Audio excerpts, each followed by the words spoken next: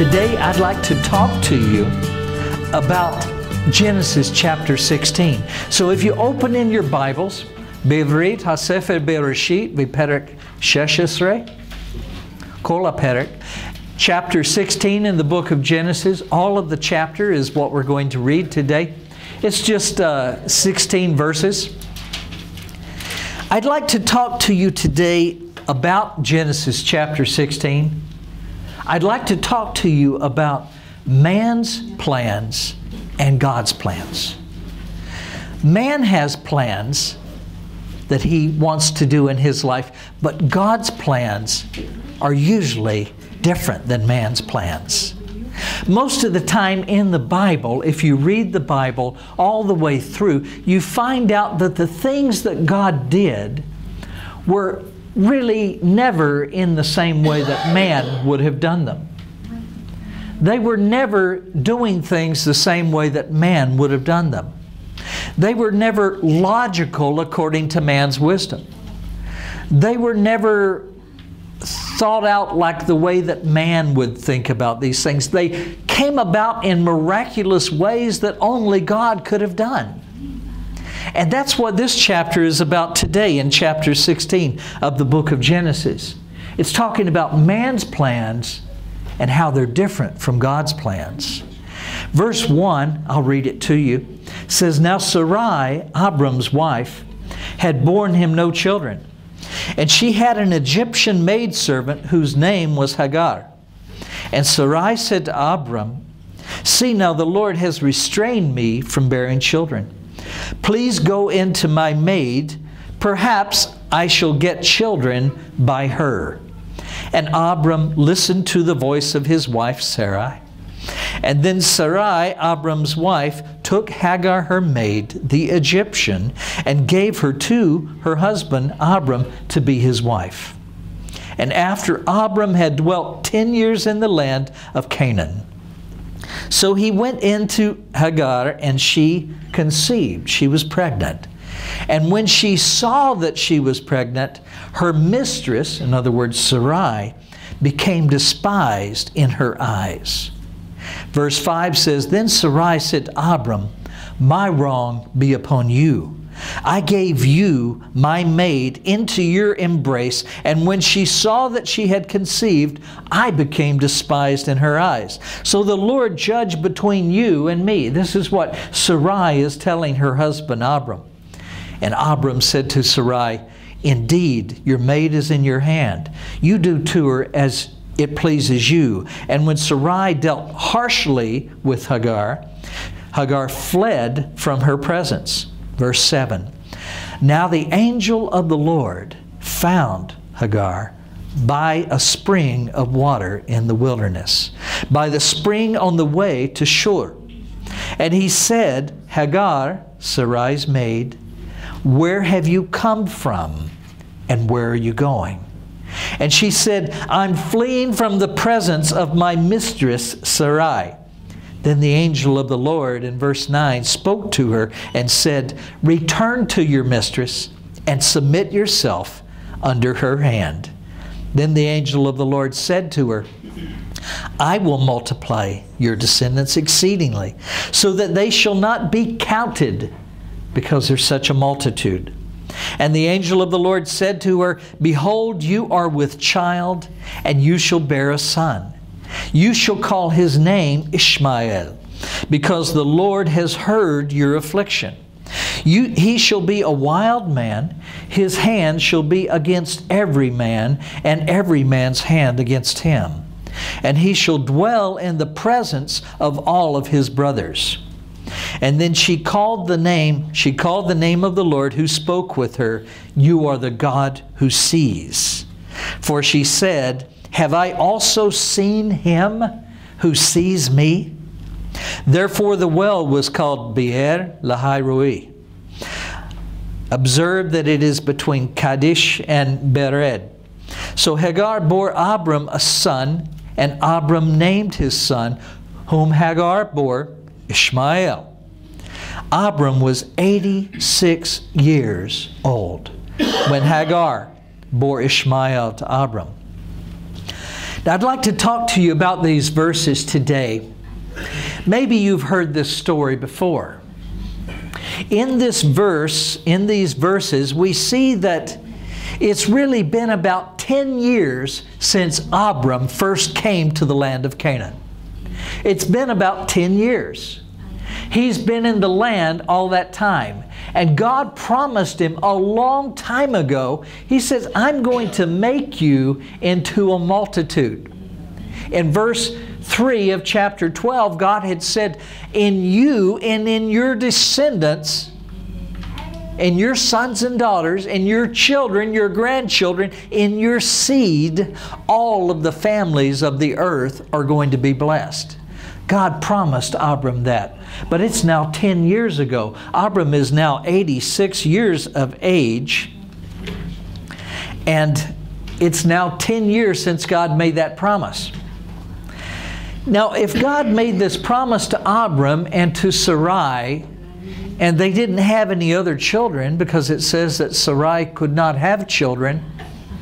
And remember, Abram's name means exalted father, high and exalted father, Abram. And God said, you know, you don't have to worry about not having any children anymore, because I'm going to give you a multitude of children that are greater in number than the stars of the heaven or the sands on the sea. God said, I'm going to do that. Well, 10 years later, Abram and Sarai still don't have any children. Every time Abram introduces himself to somebody else as he's traveling through the land, they say, you know, hi, my name is Yochanan. What's your name? Oh, Abram. Oh, exalted father. And where's your children? And Abram goes, you know, well, actually, I don't have any children. But in Hebrew, you know that the names mean something. The name exalted father. So they're going, well, your name is exalted father. Why don't you have any children? So it's been a source of embarrassment. It's been a source of shame to both Abram and Sarai. And people look at Abram and say, well, why? And Abram probably looks, she can't have children. You know. And so God says, you don't have to worry about that anymore. I'm going to bless you. I'm going to establish your descendants. They're going to be more in number than the sands on the seashore, you see. But that was 10 years ago. Now Abram is 86 years of age, and they're becoming a little impatient. Can you imagine just kind of walking around the tent, you know, and they're actually talking? Remember, that was what we did before we had television. We would talk to each other. How many of you have ever taken pictures of 4 ladies sitting at the same table in the restaurant, and each one of them are texting on their phone to somebody else? And nobody's talking to anybody, you know, they're just... This is the way life is today, you know, television.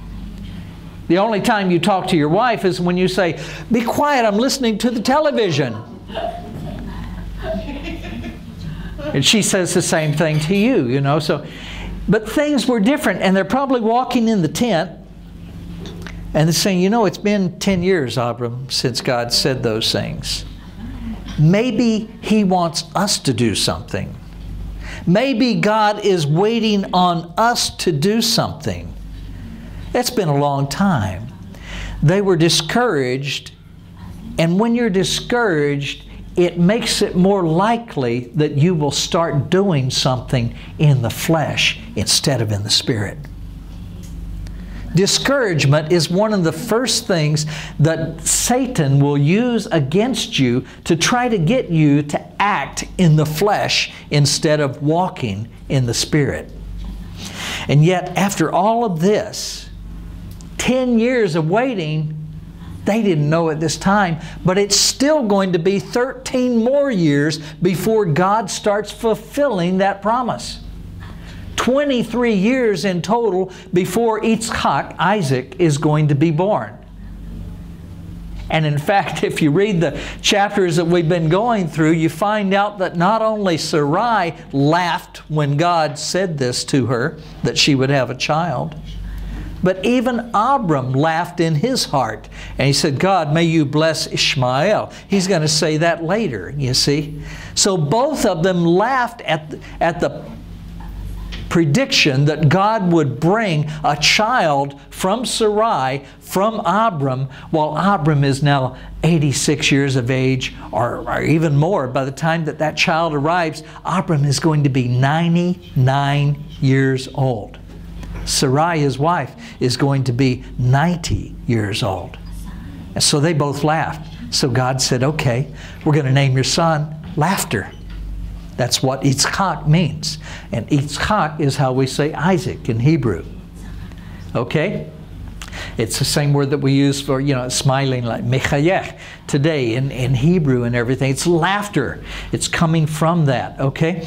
So they are looking at this situation, and they probably thought, now listen, haven't you thought this before? They probably thought, well, Abram, God helps those that help themselves.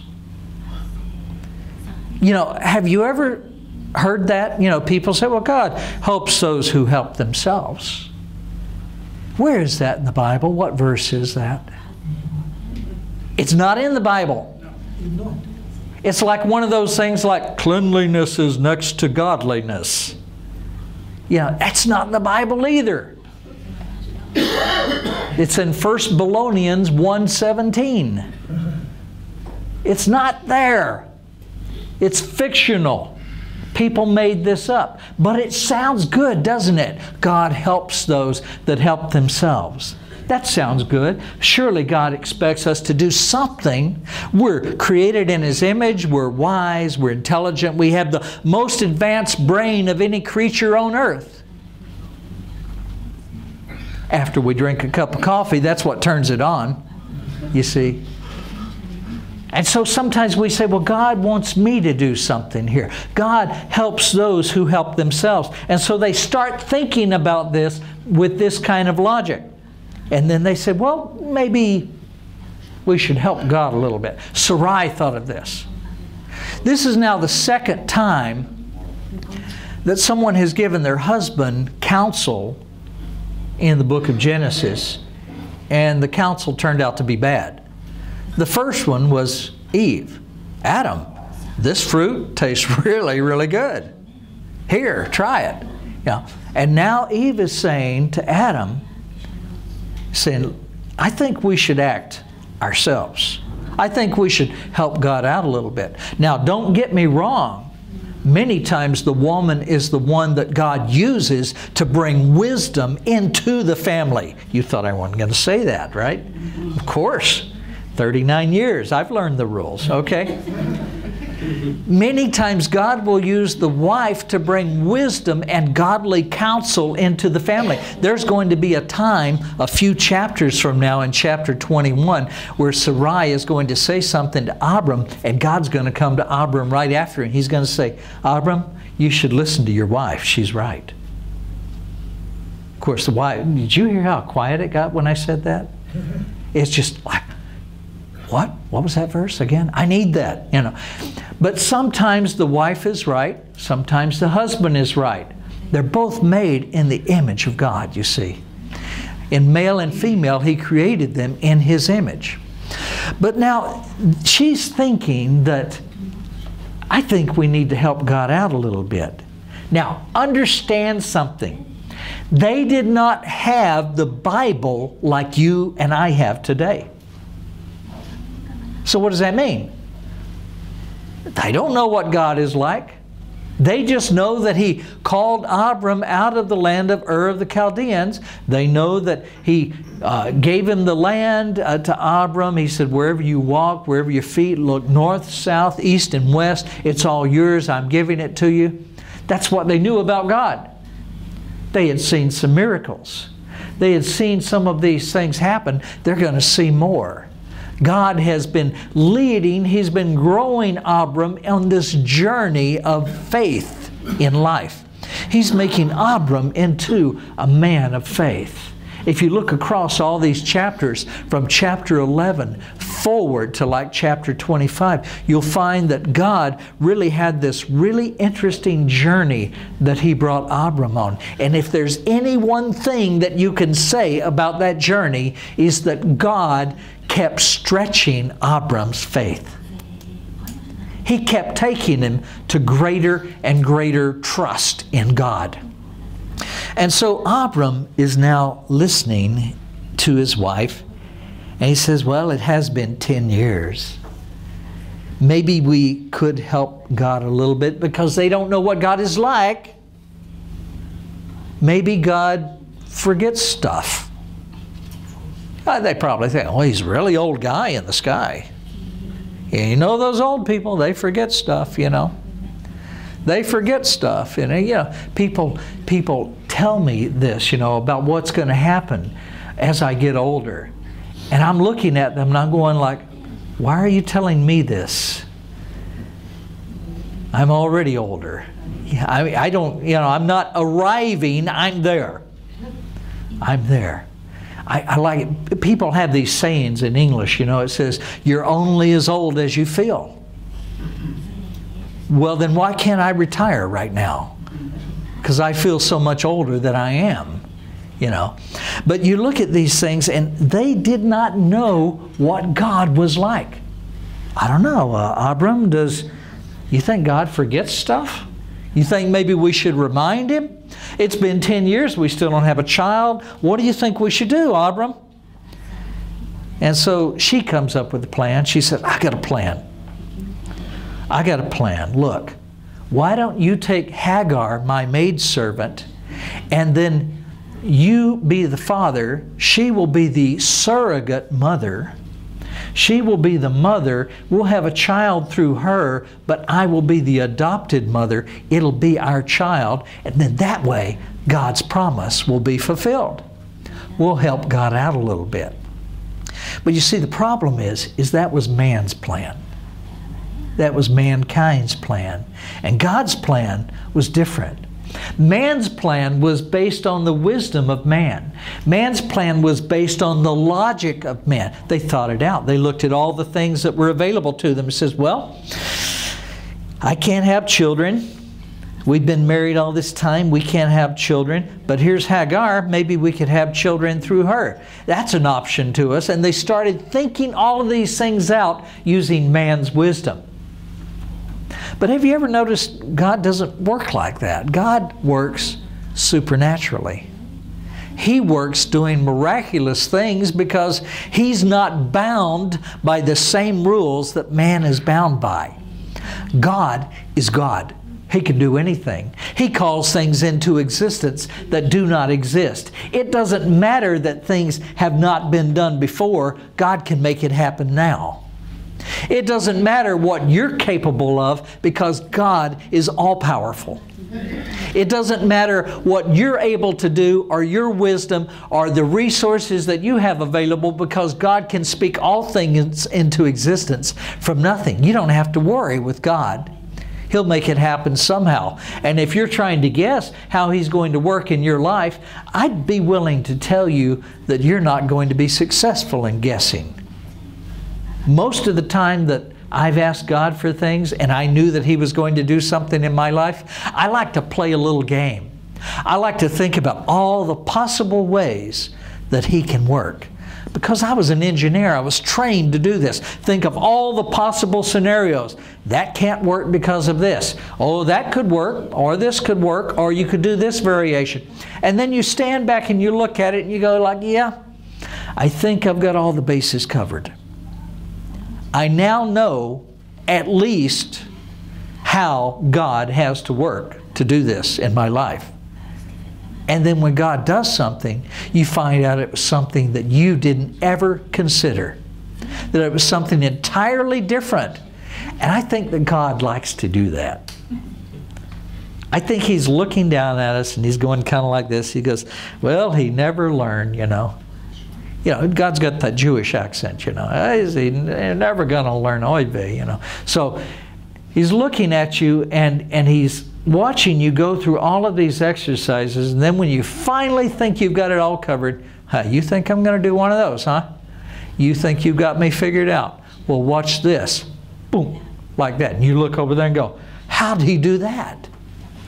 That's completely different. I never thought about that. God, you're so cool.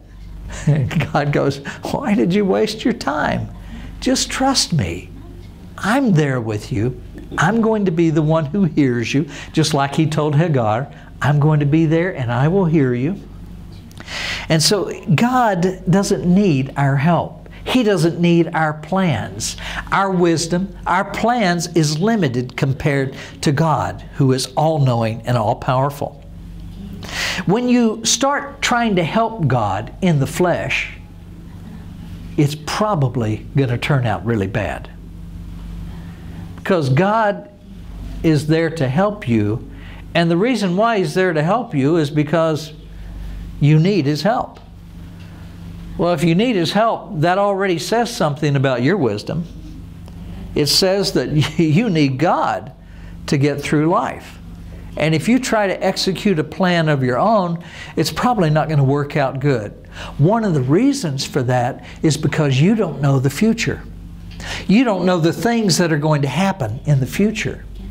But God does. Now, would you rather do your best guess and make a plan and try to make something happen when you don't know the future? Or would you rather say to God, God, you know everything that's ever going to happen. If I make a move now, it might seem like the right move today, but tomorrow or a year from now, it might turn into a complete tragedy. So God, help me. I want to trust your plans, not my plans. But yet we seem to pride ourselves in our wisdom.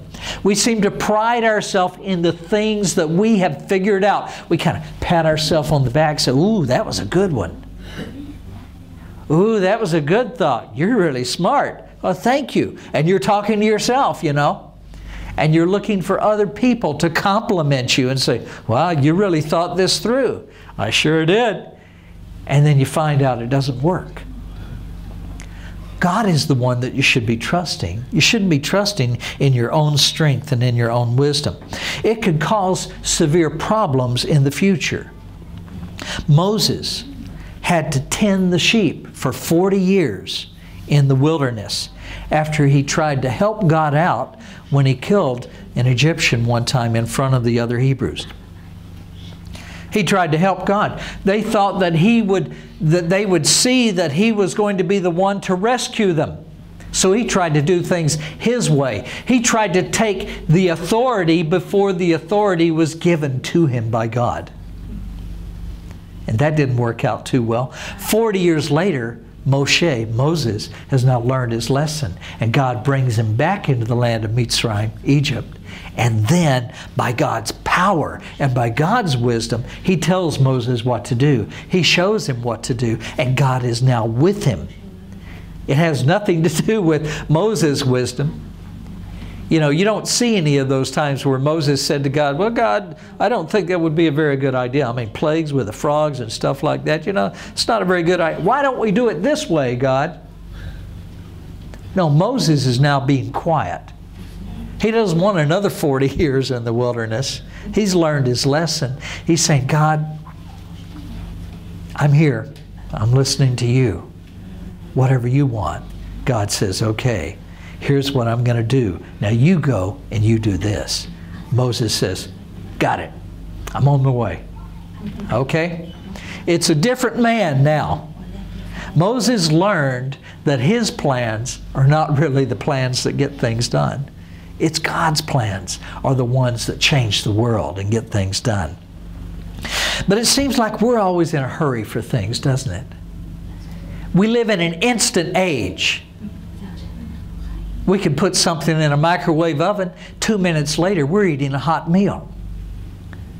You know, I was the engineer. I put all kinds of things in the microwave oven just to see what this will do, you know.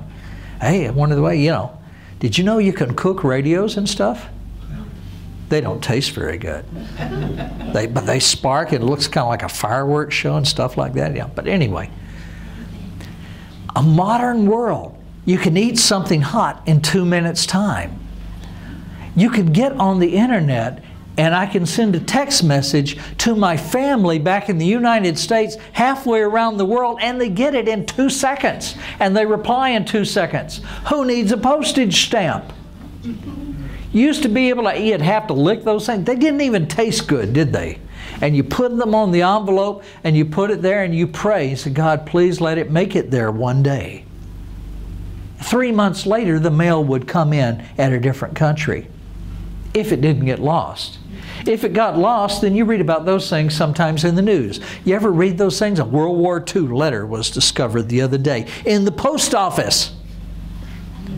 And 60 years old or something, or 70 years old or something like that. But now it's all instant, and we live in a land, in a day, and a time of instant gratification. We can see what we want instantly. You go to Amazon.com, you find what you want, you order it. You know, boom, the next day it's on your doorstep.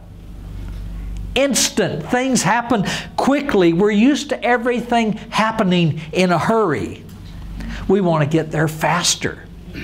We want to see the story faster. If you had to do a research report in business or in school many years ago, you would plan some time and you would make a plan and you would go down to the library, right?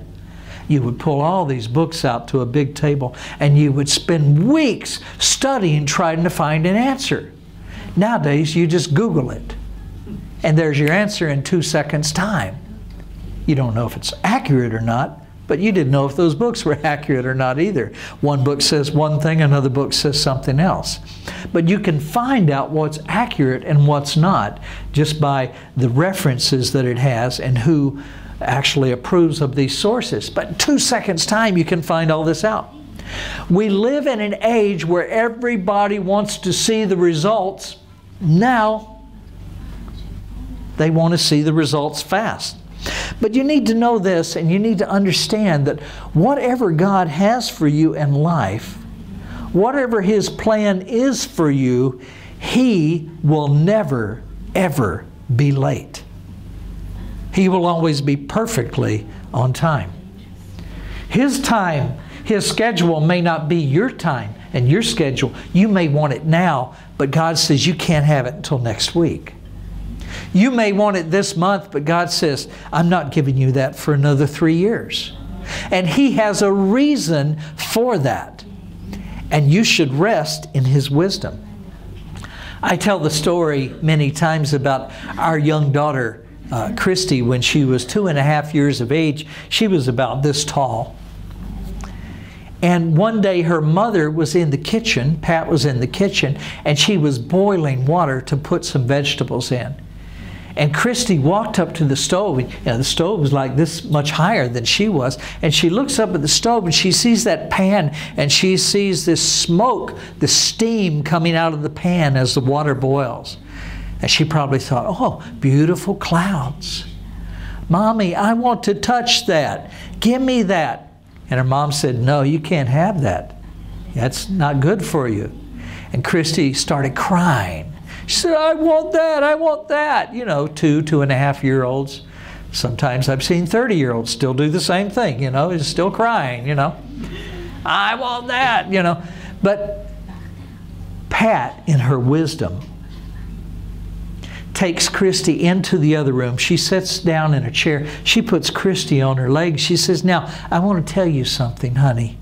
She said, I know this may seem strange to you, but there's times when a 2.5-year-old little girl does not know as much as a full-grown adult. And Christy just looks down at the floor like this for a second. She looks back up at her mother and she goes, well, I never heard that before. But sometimes that's the way we are with God. We don't know what we need in life. We don't know the things that are good for us and the things that will be bad for us. Instead of demanding our own ways, we should trust God. That's why I think that there's a lot of fault in some of these faith-type teaching places that are not teaching godly faith at all. They're just teaching something that caters to the flesh. They're teaching a godly philosophy. They say that you just tell God what you want and you say this and you do this and you stand this way and you put your hands up this way and you say these words and God must answer you. God must give you what you want. You know, right there, that's a problem. Thank God for prayers that He has not answered that we prayed. How many times would those prayers have ended in completely bad situations if God had given us what we wanted? You know? Thank God for unanswered prayers too. But God is wise, and He's our wise Heavenly Father. But sometimes, even though you and I think that we're wise, we're grown up, we're sophisticated, to God and His infinite wisdom, we're just little children. And so sometimes He will keep us away from the things that we want because He knows that those things will hurt us. Well, that's the way it is now with Sarai and Abram. They want this. They're trying to make it happen right away. And God's saying, no, I have a reason for waiting. And so He's not going to give them that child from Sarai for another 13 years. When we execute our own plans, we have to learn the lesson that we should have trusted God. Then we have to start all over again. We're just wasting time. But there's reasons why people don't wait on God like they should. They think God is waiting for them to come up with their own plan. You ever heard that? Well, God gave us a brain. God gave us a brain for a reason. And of course, that's really saying that God expects me to do this. That's why He gave me a brain, to think all of these things out. Actually, in the Bible, you'd be surprised to find out maybe that thinking those things out with a human brain was usually the problem. It wasn't the answer. God did give you a brain. He did give you a mind so that you would look around, that you would see that life is more than you can deal with all the time. And that the best thing you could possibly do with your life is to put it in His hands. That's what God wants you to understand with that brain He gave you. Then you can trust in Him. Then He will direct your steps. The Bible says in Proverbs, commit your ways to the Lord, and He will direct your steps. And thank God when He's directing your steps, He knows what the future holds. He knows where those holes in the road are.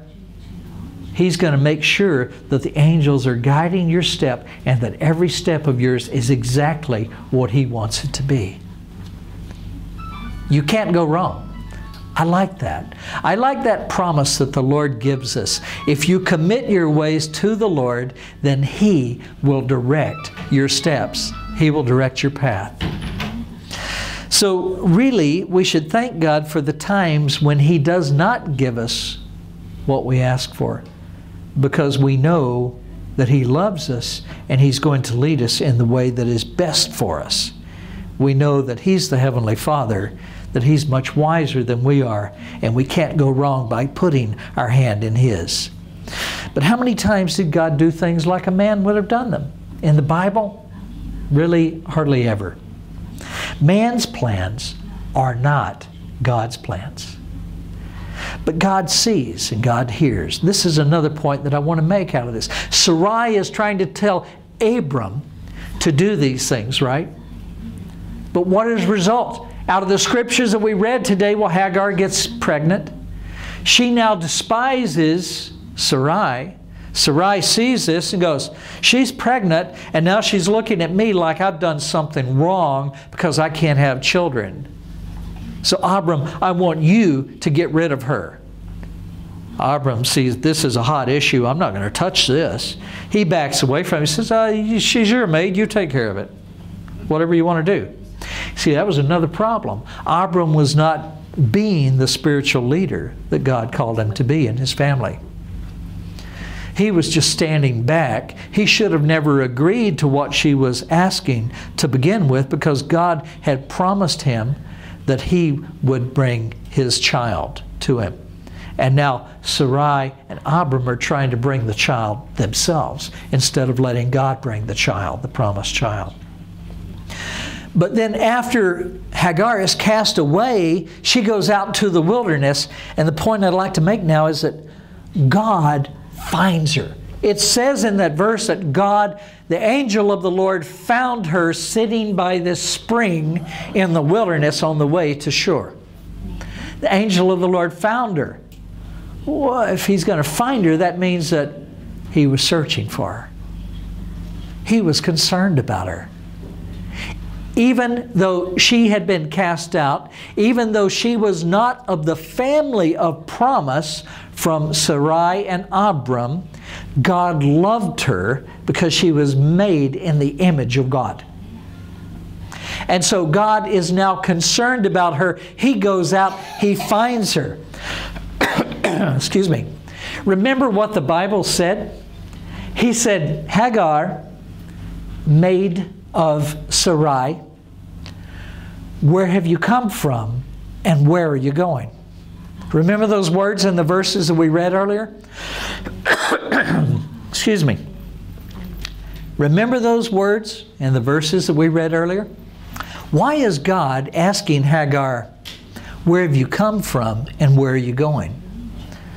I mean, Spirit of the Lord already knows where she came from. He already knows where she's going. He knows what her plans are. But I think that sometimes God asks us those questions because He wants us to think about it. Where have I come from? Where am I going after all? Where have I come from? I mean, yeah, this happened and this happened and this happened and I responded by leaving and I ran away and now I'm here by this spring, Lord, and I don't know what I'm going to do. I'm pregnant. I'm going to have this child and now I don't have a home. I don't have a family. I don't have a way to feed this child. I'm in the wilderness. How am I even going to have the child? And if I do have the child out here, how are we both going to survive? How am I going to live? What am I going to eat? What am I going to drink? How am I going to get to somewhere? It's a long way back to Egypt, you see. And that's where she came from. That first mistake that Abram had made in his life, when there was a famine in the land of Canaan, was Abram went down to Egypt thinking, well, there's a famine in Canaan. I'll go down to Egypt. Remember, he lied about his wife being his sister instead. And then this godly man who was supposed to represent the living God had to be rebuked by the king of Egypt. A pagan king rebuking this man of God because he lied. He was dishonest. So Abram turns and he runs back into Canaan because Canaan was where he was called after all. He wasn't called to Egypt. And so he goes back to Canaan. God takes care of him. He would have taken care of him to begin with. He didn't have to go down to Egypt. But Abram was thinking like a man. The plans of man are different than the plans of God. Plans of God are better. They're much better. They're perfect. But God sees Hagar and He says, now, where have you come from? Where are you going? Let's think this through, Hagar. He says, from my perspective, God's saying, this is where you came from. This is where you're going. In other words, you don't have any place to go to. All of this is just going to destroy you. It's better, Hagar, for you to go back and not be despising your mistress, Sarai, but rather submit yourself to her. Excuse me. Submit yourself to her, put yourself under her hand, and you live there and be patient, and I'll take care of you. And that's what God is telling Sarai. So after meeting with God, she says, I have seen the God who sees me. And God told her to name the child Ishmael. Now, you Hebrew speakers know what that word means. If you're an English speaker, you probably never thought about what that word means. But in Hebrew, it is the future tense, third person, of hear, to hear. And it literally means not just the God who hears, it means God will hear. Yishma is will hear. He will hear. El, hu, Yishma. He will hear. Yishma, El. El is God. Yishma, El. And it literally means God will hear. So God's promise to Hagar will say, I've not only heard you this time, but you go back, you submit yourself to Sarai, I'm going to be with you the rest of your life too. I'm going to be with the child. I'm going to make him into a multitude, many nations. But my promise that I promised Abram is not with him. That's with another child that Abram's going to have. But you go back and I will be with you And I'm not only the God that heard you this time, but I am the God who will hear you the rest of your life in the future. In other words, I will be with you. I will care for you. In the same way that I heard your cries now, and I came to you and I helped you, I will hear you. Therefore, you name your child, God will hear. Yishmael. That's why that name is there. So God was telling Hagar, and He's telling us, that He will be near. He will be the God who hears. He wasn't just there before in our life, and now He's gone somewhere. He didn't just come into our life one time and do this wonderful miracle, and now we don't know where He is. He's saying, I will be with you. I will never leave you. I will never forsake you. I am the God who will hear. I am the God who will be near. Call upon me, and I will answer you and show you great and mighty things that you don't know. We just need to wait on the Lord, because man's plans are not God's plans. Now you may be saying, well, I don't have that problem. I wait on the Lord. You know, a clear conscience is usually the sign of a bad memory. You just usually don't remember the things that you've fallen short on in life. You don't think about your sins so much. That's why you have this high opinion of yourself.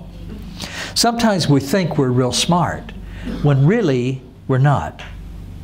Really, we're just making ourselves to be foolish by thinking that we're so smart. I heard the story about two high school kids. They were both guys. One of them had been voted the class genius. He was the smartest guy in the whole school. He had won a competition when talking about scientific things and everything, and the whole school voted him to be the school genius. He was voted as being the smartest person in the whole school. The problem is it kind of went to his head a little bit. It went to his head, and he started really thinking how smart he was compared to everybody else. One day, he was sitting on a bench at the bus stop, and another boy that didn't really say much at all, but he went to the same school, some of the same classes as the genius. This other boy, named Jim, was also sitting on the bench. And it was a long time before the bus was going to come and pick them both up. So the genius kid says to Jim, he says, hey, let's play a game. He says, I'll tell you what, we'll make it interesting. He says, I'm pretty good at this, so I'll give you an advantage. I'll ask you a question, and if you cannot answer it, you have to give me $5. But if you ask me a question and I cannot answer it, I will give you $50. And Jim said, okay. So then the genius asked Jim the first question. He says, what is the special theory of relativity? And Jim said, well, I don't know. And he gave him $5 and just held it out. Now it was Jim's turn to ask the question. And the guy said, okay, ask me your best question. And Jim said, okay, what has 3 legs when it's going up a hill, but when it's coming down the hill, it has 4 legs? The genius sat there and he thought for the longest time. Finally, he just got frustrated. He says, I don't know. And so he gave the guy $50. He gave Jim $50. He's rolling his eyes. He said, I can't believe he asked a question that I couldn't answer. Gave him $50. He says, okay, but now you got to tell me, what is it? And Jim says, well, I don't know either. And he gives him $5. He says, have a nice day. And he put the $40 change in his pocket. Sometimes we're not as smart as we think we are, you see. And that's certainly true when we're dealing with God. God's plans are better than our plans.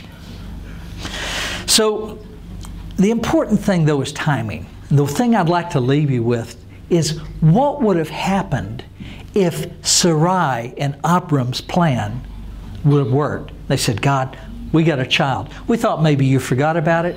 We thought maybe, you were off doing something else. So we decided to help you out a little bit, God. So now we've got the child. And God said, oh, good, good. I don't have to worry about that anymore. You did great. Good job.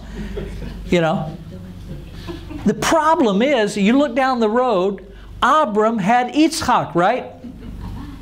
Yitzchak had Yaakov, right? Yaakov's name was changed to Israel. Israel had 12 sons, right? One of those sons was Judah, right? Another son was Joseph, right? What happened to Joseph? He was sold into slavery into Egypt. He just happened to be there when the famine hit all the area. God just happened to use Joseph at that time to show Pharaoh, that Joseph was a really smart guy. And so Pharaoh made Joseph in charge over all of the land. And because of that, Yaakov, his father, and all of the other 11 sons were saved from perishing.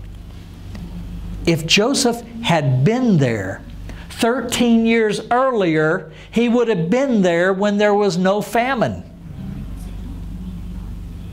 And God would not have elevated Joseph to a place of authority in Egypt where his family, Yaakov, and all of his brothers, including Judah, would be saved from perishing. And the Messiah was going to come from the tribe of Judah. And if Judah had perished, even the Messiah could not have come. God is really smart. Man's plans are not God's plans. God's plans are much better, and His timing is perfect. Now, do you think that Sarai and Abram would have thought about that? I was thinking maybe we should take my maidservant Hagar and have this child. What do you think? And Abram said, well, I don't know, because later we're going to have Yitzhak, and Yitzhak's going to have Yaakov, and he's going to have 12 sons, and then Joseph's not going to be in Egypt at the time when we need him to be in Egypt, so the whole family and the whole lineage is going to perish. So I don't think that's a good move. Of course, Abram is not going to answer like that. He doesn't know the future. That's why God's plans are better than man's plans. Now, in your own life, I'm sure you've been thinking of all of these things that you've tried to do on your own. And maybe you thought they were just so sure, there was no question. This was an easy, it's what we call a slam dunk, This was just a no-brainer. This was something that anybody would understand that that's the right thing to do, and so you didn't bother asking God about it. And you did it, and it didn't work out. It's better to seek the Lord, to seek His counsel, to watch His hand do the work.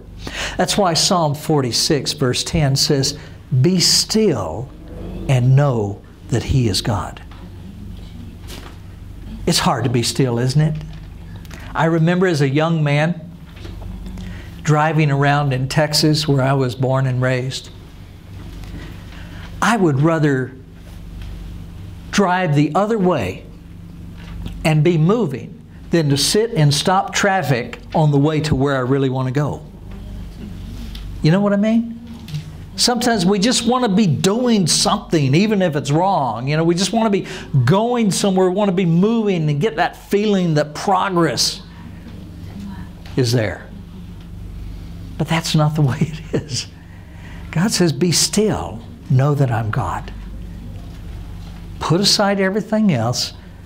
Cut some time out of your busy schedule. Put the computer away. Turn the telephone off. And be still and know that He is God. And He will show you great and mighty things. And you will be in the hands of the Creator of all the universe. And you cannot go wrong there.